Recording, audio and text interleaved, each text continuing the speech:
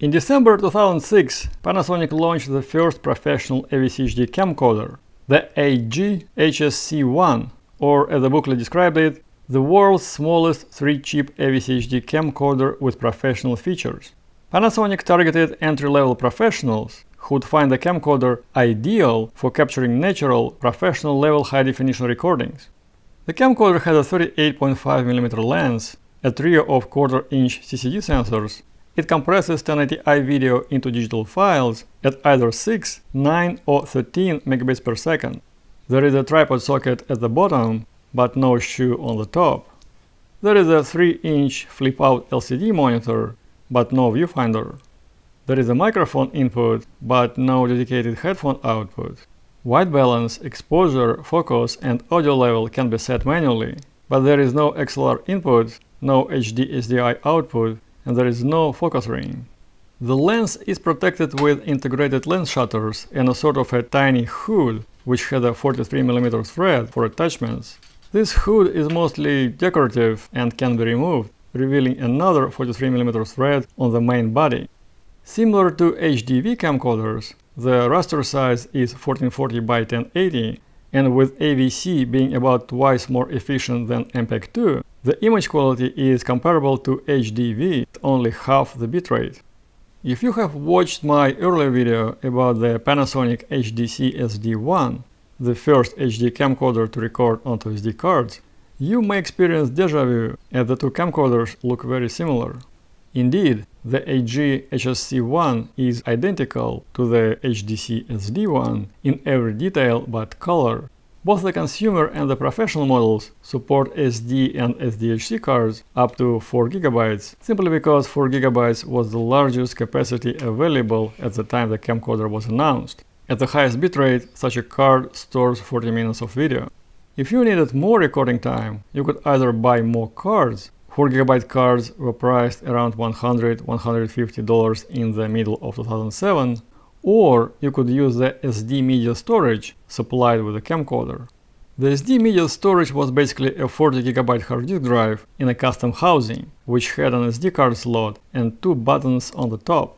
You would insert a card and press copy to dump the content of a card onto the hard disk drive. Then you would clean and reuse the card for another 40 minutes of shooting. The SD media storage is hopelessly obsolete now, but the camcorder itself remains perfectly usable 18 years after its introduction. It supports SDHC cards to the fullest extent of the standard, accepting 32GB cards that cost less than $10 and store 6 hours of video. Third-party batteries are available for just a fraction of the price of the original Panasonic battery packs, but they run out of juice in the same 40-something minutes as the original ones. What if you need to shoot for longer without interruptions? The camcorder cannot use a larger battery pack because the battery is fully enclosed. The answer is an external battery pack. It consists of a dummy battery connected to a battery holder with a cable. Suppose this is a dummy battery, you put it in the camcorder, move away this small battery cable cover for the cable to pass through, and close the main battery cover. With this setup, you can use a battery that is twice or even 4 times more powerful than the standard battery.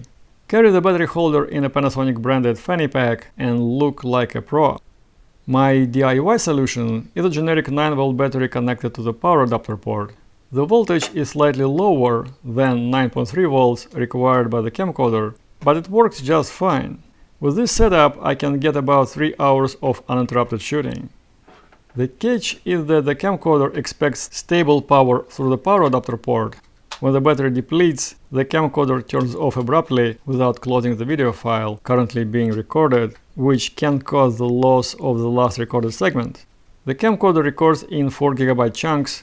This is a limitation of FAT32 file system used on SD and SDHC cards. By recording into digital files instead of on magnetic tape, the camcorder was on the forefront of tapeless computer-based HD shooting and editing when it was released. You can transfer video file from the camcorder either by connecting the camcorder to a computer via USB or by removing the memory card and using an SD card reader. Files dumped to the SD media storage device can be uploaded on a computer via USB as well. In 2006, the concept of online streaming video was at its infancy. So Panasonic envisioned that the edited video could be delivered either on Blu-ray disc in all its HD glory or downscaled to standard definition on a DVD disc. Another option that Panasonic have not mentioned was delivering on an AVC-HD disc, which is HD content on a DVD disc. Such a disc is not playable on a DVD player, but can be played on a Blu-ray disc player. By using DVDs, you could save on the cost of the media. The AVC-HD specification limits the bitrate for AVC-HD discs to 18 megabits per second, which is good for half an hour of high-quality HD video. Unlike tape-based DV and HDV camcorders, the HSC-1 does not have a FireWire port, but it does have an HDMI port in case you need uncompressed video stream for legacy workflow. So, is this really a professional camcorder? I don't think so. I believe that Panasonic wanted to be first to release a professional AVC-HD camcorder, but this is all they had available at the time. Panasonic was in such a hurry that the camcorder was released under AVC-HD, not AVC-Cam label, the branding Panasonic created later for its professional AVC-HD camcorders. The HSC-1 lacks so many features that one would have a hard time putting it into a prosumer category, much less a professional one.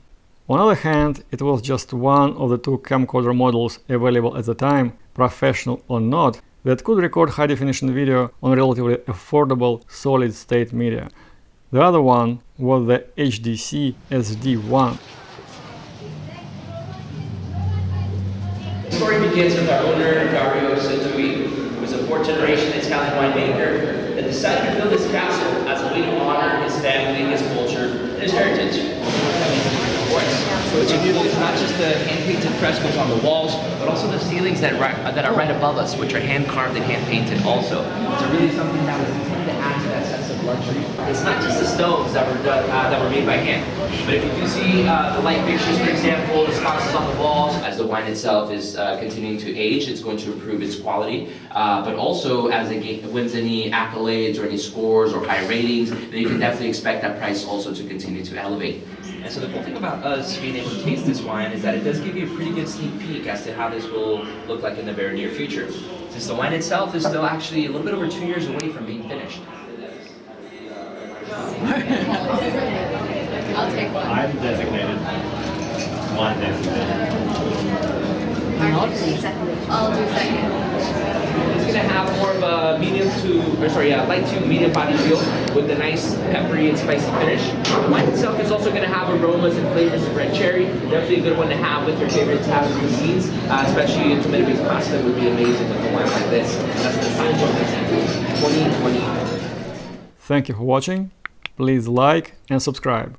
Goodbye.